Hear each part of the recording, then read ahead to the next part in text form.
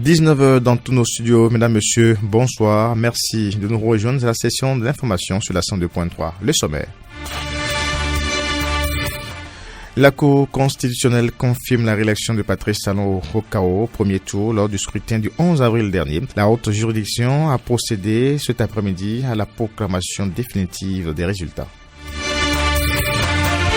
Le roi Mohamed VI du Maroc a adressé un message de félicitations au président béninois. Patrice Talon réélu pour un second mandat dans les 10 messages livrés ce mardi 20 avril. Le roi Mohamed VI s'est également félicité de la bonne marche des relations entre le Bénin et son royaume. Et puis, classement mondial RSF 2021, liberté de la presse, le Bénin occupe la 114e place sur 180 pays évalués. Le pays perd ainsi une place comparativement au classement de l'année 2020. En interactualité, le président somalien Mohamed Abdullahi Mohamed a salué mardi le futur rôle de l'Union africaine dans la mise en place d'un processus électoral dans son pays, après avoir félicité à Kinshasa une médiation du président en exercice de l'UA. Ce sont là les grandes lignes de cette édition, bien sûr, de Diaspora Info Soir. Merci de rester avec nous à la mise en onde de Gaëtan Passo. Corneille Haïssé. Élection du chef de l'État, puisqu'on en parle après donc les résultats provisoires annoncés par la Cour constitutionnelle. La haute juridiction a proclamé dans cet après-midi, bien sûr, les résultats définitifs donnant Patrice Talon élu au premier tour KO. Bien sûr, le duo Talon-Talata donc élu pour un second mandat. Considérant que la haute juridiction a proclamé le 15 avril 2021 les résultats provisoires de l'élection présidentielle du 11 avril 2021, considérant qu'aucune contestation relative à la régularité des opérations électorales n'a été déposée au greffe de la Cour par l'un des candidats dans les 5 jours de la dite proclamation, que par ailleurs aucune irrégularité de nature à en entraîner l'annulation n'a été relevée. En conséquence, article 1er proclame définitivement élu dans les fonctions respectives de président de la République et de vice-présidente de la République, Monsieur Patrice Athanase Guillaume Talon et Madame Mariam Tchabi Talata. Article 2 dit que conformément à l'article 157-3, alinéa 2 de la Constitution, le mandat du président de la République en exercice expire le 23 mai 2021 à 0h. Article 3 dit que, conformément à l'article 153-3, alinéa 4 de la Constitution, le mandat du président de la République élu prend effet pour compter du 23 mai 2021 à 0h. Article 4 dit qu'avant son entrée en fonction, le président de la République élu doit prêter le serment prévu à l'article 53 de la Constitution. Article 5 dit que conformément à l'article 52 de la Constitution, M. Patrice Athanase Guillaume Talon doit faire sur l'honneur une déclaration écrite de ses biens et patrimoines adressée au président de la juridiction en charge des comptes. La présente proclamation définitive sera notifiée à Madame Mariam Tchabi Talata, à Monsieur Patrice Athanase Guillaume Talon, à Monsieur le Président de la République, à Monsieur le Président de l'Assemblée nationale, à Monsieur le Président de la Cour suprême et au Président de la Commission électorale nationale autonome et publié au journal officiel.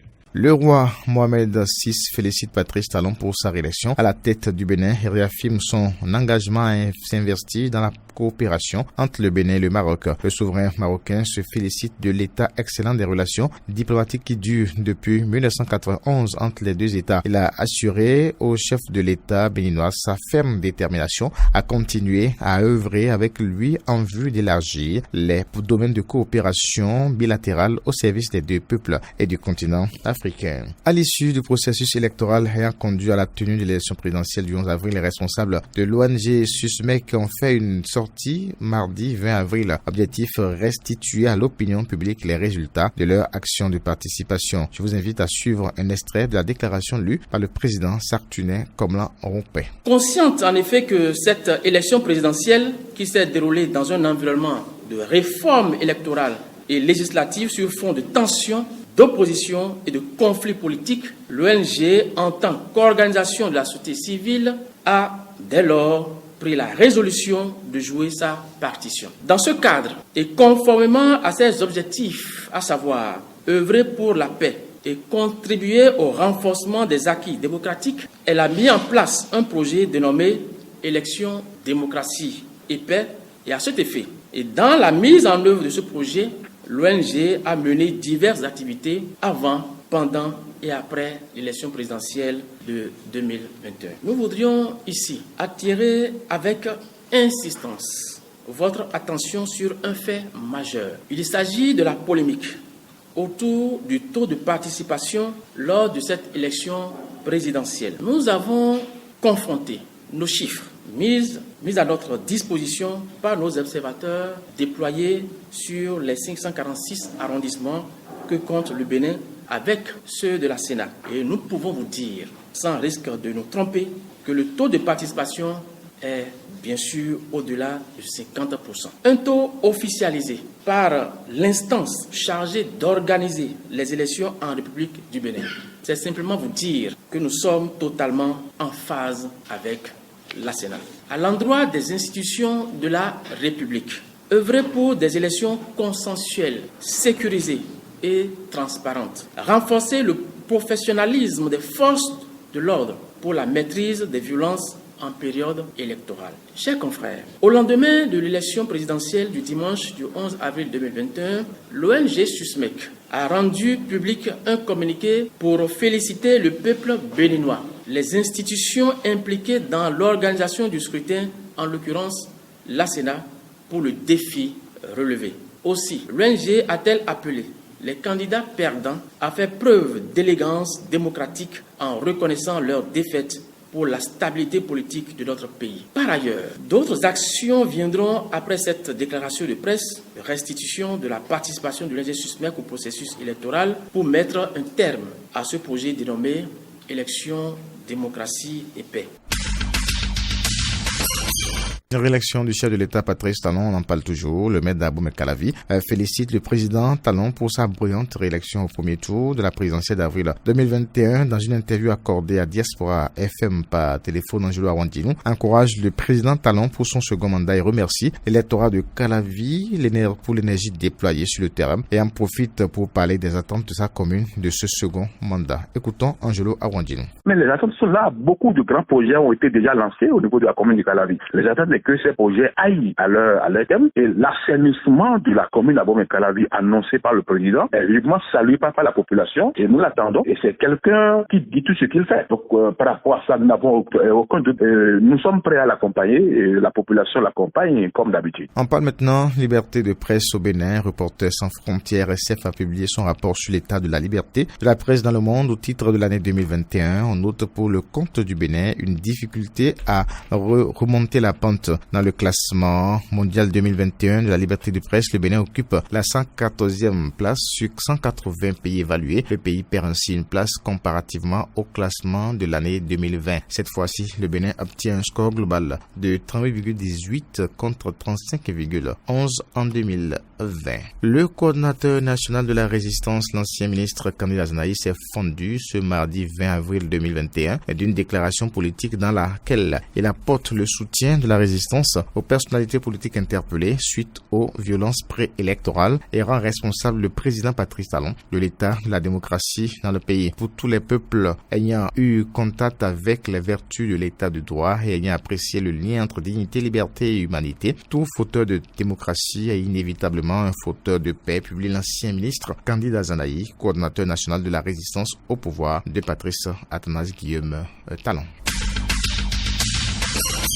Avant de retrouver l'actualité internationale, quelques dossiers. Le mois de Ramadan se poursuit pour la communauté musulmane. Au cours de ce mois, le fidèle doit s'atteler à rechercher le pardon, la miséricorde et le paradis. Je vous invite à suivre ce reportage de Clémence Tonoucoin qui nous apporte plus de précisions. Le mois de Ramadan, qui compte entre 29 et 30 jours, est subdivisé en 3 parties appelées décardes. La première prend fin demain jeudi 22 avril, pour laisser place à la deuxième. Chacune des décades a un sens particulier, nous dit Ousmane Ibrahima, imam de la mosquée centrale de Cotonou.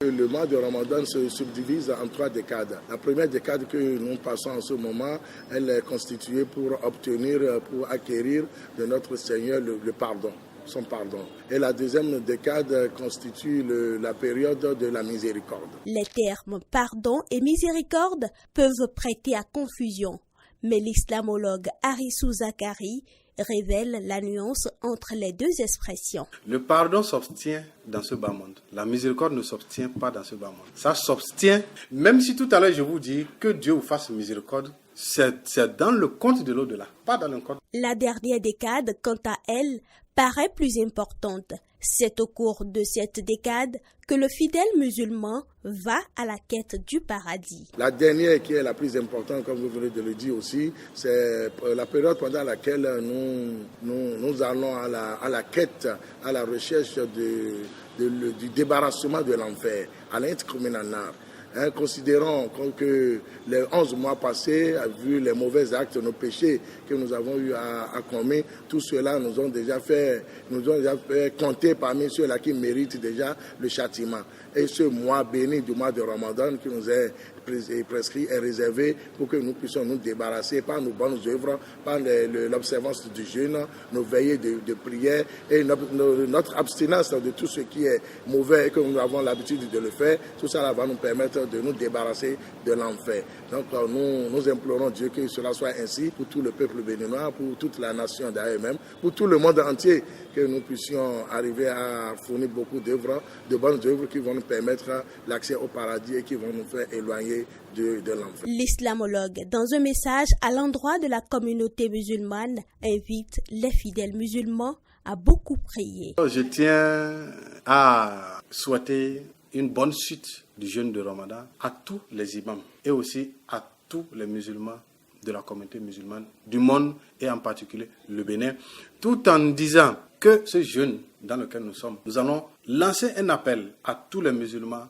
de prier, de beaucoup prier, pour que non seulement les musulmans puissent être en paix, les non-musulmans puissent être en paix, le pays dans lequel nous sommes aussi puisse être en paix, parce que Allah subhanahu wa ta'ala, Dieu le Tout-Puissant, dans le chapitre 2, verset 186, il nous dit quoi? C'est dans ce verset-là qu'il nous dit que quand le musulman étant en jeûne, parce que ce verset-là est venu parmi les versets parlant du jeûne, quand un musulman en jeûne, il lève la main, il demande à Dieu, il n'y a pas d'intermédiaire et il n'y a pas de condition, Dieu ne fait qu'accepter. Les victimes de l'incendie survenu le dimanche 4 avril au marché international d'Antokpa ont reçu la visite du ministre de la décentralisation et de la gouvernance locale. C'était dans la matinée du mardi 20 avril 2021, accompagné du directeur général de la SOGEMA, Alassane Seydou, est allé apporter le soutien du gouvernement aux sinistrés. Suivant le compte rendu de Carnot François Rumbolé-Rinton. Dimanche 4 avril 2021, jour de Pâques où les chrétiens catholiques célébraient la résurrection du Christ, le secteur Podi du marché international d'Antokpa se consumait par le feu d'un incendie dont la source reste encore inconnue. Ce mardi 20 avril, le ministre de la décentralisation et de la gouvernance locale, Alassane Seydou, accompagné du directeur général de la SOGEMA, a visité le site du sinistre pour non seulement constater de visu l'ampleur des dégâts, mais aussi leur porter la nouvelle de ce que le gouvernement du président Patrice Talon réfléchit au réaménagement du site pour une reprise dans un bref délai de leurs activités. Le 6 déjà, une délégation gouvernementale était arrivée ici. Cette délégation était conduite par les ministres en charge de l'industrie, du commerce et des affaires sociales. En tant que ministre de tutelle, nous sommes en train de préparer un compte rendu en bonne et due forme que nous allons présenter au gouvernement. Pour être sûr du contenu de ce compte rendu, j'ai tenu en tant que ministre de tutelle à venir ici en personne pour voir l'ampleur des dégâts et rencontrer les populations pour leur exprimer une fois encore la compassion du gouvernement et leur exprimer aussi, leur apporter aussi le soutien du gouvernement. Je crois que c'est un dossier qui préoccupe beaucoup tout le gouvernement et en particulier son chef. Et après l'étude des mesures adéquates seront prises pour permettre aux usagers de reprendre leurs activités dans les meilleures conditions. Un geste fortement apprécié par les sinistrés qui l'ont exprimé à travers la voix de leur représentant Johnson Essou. Remercions le ministre qui est là ce matin parce qu'il a vu de ses propres yeux ce qui s'est passé sur le terrain. Nous remercions principalement notre DG. Le ministre est arrivé ce matin. Donc le message qui nous a amené, c'est que le président de la République qui est en train de faire tout, nous a promis de nous aider. Comme c'était passé, pour que nous retrouvions nos boutiques et nos magasins et pour que nous trouvions des moyens financiers pour encore continuer nos marchés. Que le Dieu Tout-Puissant soit avec eux et le Saint-Esprit leur inspire beaucoup de plus pour qu'ils fassent ce qu'ils nous ont promis ce matin. D'autres doléances ont été formulées par les victimes au ministre qui, à son tour, a fait des promesses. Il ne reste qu'à joindre l'acte à la parole pour que le secteur Podi du marché international d'Andropa retrouve son ambiance habituelle. Les nouvelles africaines et internationales. Le président somalien Mohamed Abdullahi Mohamed a salué mardi le futur rôle de l'Union africaine dans la mise en place d'un processus électoral dans son pays après avoir sollicité à Kinshasa une médiation du président en exercice de l'UA, le Congolais Félix Tshisekedi. Le président somalien a déclaré souhaiter une facilitation et un soutien pour organiser des élections reconnues dans le monde. Il a aussi fait un parallèle indiquant que Somalie et Congo connaissent des problèmes sécuritaires similaires. Peu connu du grand public, le jeune général Mahamat Idriss Déby qui apparaissait régulièrement aux côtés de son père Idriss Déby Itno, dont il coordonnait la sécurité rapprochée. Au moindre déplacement, a pris mardi la tête du conseil militaire de transition. Il semble devenir le nouvel homme fort du Tchad. Ce dernier a nommé mardi les 15 généraux composant le conseil militaire de transition CMT qu'il dirige pour une période de 18 mois avant des élections qu'il a promises selon un décret qu'il a signé. Le décret numéro 1 du président du conseil militaire de transition, Mahamat Idriss Déby, est bien sûr porte désignation des 15 membres du CMT. Et puis la conférence internationale sur l'Afghanistan, initialement prévue pour le 24 avril à Istanbul, a été reportée à la mi-mai en raison des célébrations du Ramadan, ont annoncé les autorités turques. Cette réunion devait permettre de relancer les négociations de paix directe entre le gouvernement afghan et les talibans. Malgré l'annonce du retrait de l'armée américaine, la situation tarde à se débloquer en Afghanistan et les pourparlers devront encore patienter. La Turquie a annoncé mardi 20 avril que la conférence internationale sur l'Afghanistan, auparavant prévue pour le 24 avril à Istanbul, avait été reportée à la mi-mai.